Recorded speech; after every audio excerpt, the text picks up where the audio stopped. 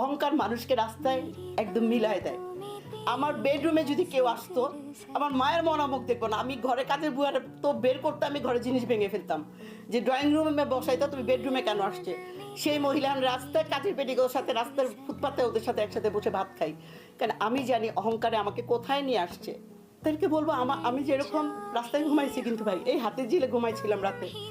আমার সব ফার্নিচার মেয়ের শ্বশুর বাড়িতে দিয়ে আমার ঘর ছেড়ে দিছি, পাগল হয়ে গেছি, পাগলের মতো ঘুরতাম আমি, রাস্তায় ঘুমাইতাম, রাস্তায় হাঁটতাম, খেলে খেতাম, না খেলে না খেতাম, লাস্টে বাড়িতে চলে গেছি যখন দেখবো যে আর আমার চোখে দেখতেছে না। সেখান থেকে এসে কিন্তু আমি হাজারো মানুষ পালতেছি, আমি একটা মাদ্রাসাও চালাচ্ছি অসহায় মানুষদের জন্য, কয়েকজন বয়স্ক মহিলা পড়াচ্ছি, গরিব মানুষের মুখে আমি আহার দিতে পারতেছি, কুঠি পারতেছি না, যা পারতেছি করতেছি।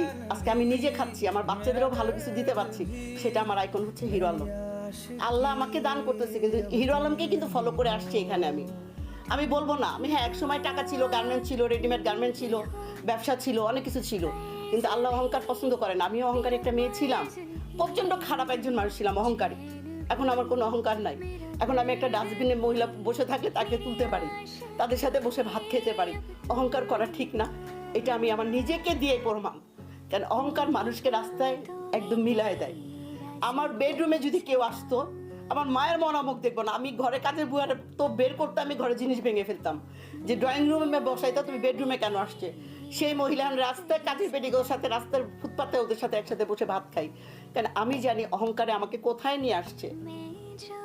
আমি এখন মানুষের ভালোবাসা বুঝতে পারি। আর আমার কথাই চলে আসছি, আমি হিরো আলমের কথাটা বলতে গিয়ে, কেন হিরো আলম আসলে একটা মহাপুরুষ আমি মনে করি। এই দেশে না সারা বিশ্বে ওর মতো টোকাই তো বলেও, নিজেই তো হিরো আলম বলে টোকাই, পাবলিকও বলে টোকাই। এই টোকাই একজন দেখাক না যে আমি এই টোকাই থেকে আজকে এত বড় এখানে আসছি, এই জায়গাটা পৌঁছাইছি, এখান থেকে এসে দেখা। তাইলে বাপের বেটা, আমি তো মনে করি হিরো আলম বাঘের বাচ্চা।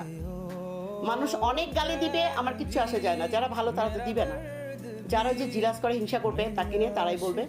তো আমি পাগল ছাগল যাই বলি, মাফ করবেন আমাকে। আর মাপ চাচ্ছি এই জন্য, কেন আজকে যে এখন কথা বলতেছি, একটু পরে নাও কথা বলতে পারি, নাও বেঁচে থাকতে পারি। মানুষের মরণশীল রিটার্ন টিকিট নিয়ে আসছি। আপনারা সবসময় অসহায় মানুষের পাশে থাকবেন। আর হিরো আলমকে আপনারা ঘৃণার চোখে না দেখে ভালোবাসার চোখে দেখেন, একটু দেখেন। এই ছেলেটা দাঁড়াইলে কিন্তু ওর সম্পদ করবে না, ও অনেক করছে, ডুপ্লেক্স বাড়ি করেছে, অনেক কিছু করেছে, ওর প্রয়োজন নাই। ও কিন্তু ওই রাস্তার পথশিশু না, সারা বাংলাদেশের মানুষের যারা যেখানে আছে তাদেরকে কিছু করতে পারে, সেই জন্য সেইটা করছে। তবে সে জিতবে, যে আমেরিকা থেকে আসতেছে, সারা দেশ থেকে তো তাকে নেওয়ার জন্য পাগল, সারা দেশে সে ইয়ে করেছে, তুফান